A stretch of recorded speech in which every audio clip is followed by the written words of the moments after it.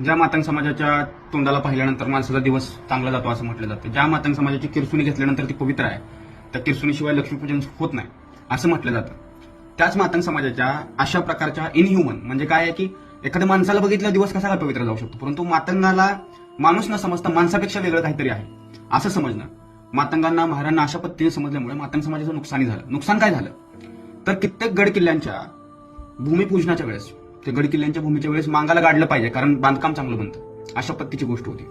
त्यानंतर कित्येक ठिकाणी अशा घटना घडल्या की जिथं बिल्डिंग बांधताना, रेल्वेचे पुलं बांधताना मातंग समुदायाच्या लोकांना गाडण्यात आलं. याच्यापैकी एक घटना आहे लातूर जिल्ह्यातली 1989 ची गोष्ट आहे, मला एक्झॅक्टली तारीख आठवत नाही, इयर आठवत नाही. त्यावेळेस 13 वर्षाच्या पोराला एका सवर्ण माणसानं त्याच्या घराची बांधकाम करण्यासाठी जित्ता बळी दिला.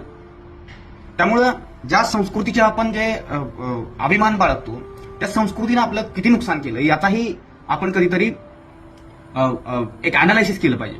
दुसरी महत्वाची गोष्ट की ज्या किरसुनीबाबत आपल्याला एवढा अभिमान आहे तीच किरसुनी घेण्यासाठी मातंग समाजाच्या बायकांना, मुलांना वड्याच्या काठीनं चालत जावं लागतं. ती वड्याची जमीन सरकारी असते, परंतु तरीही तिथला उच्च जातीय, उच्चवर्गीय, उच्चवर्णीय माणूस हा मातंग समाजाच्या लोकांकडून वर्षाला एवढ्या किरसून देणं ते फडक कापू नको अशा प्रकारच्या धमक्या देतो. मातंग समाजावरती अशा कित्येक मारहाणीच्या घटना आहेत की जिथे त्यांनी केवळ फडे कापले म्हणून सवर्णांनी त्यांना शिवीगाळ केलेली आहे, अपमानास्पद बोललेला आहे.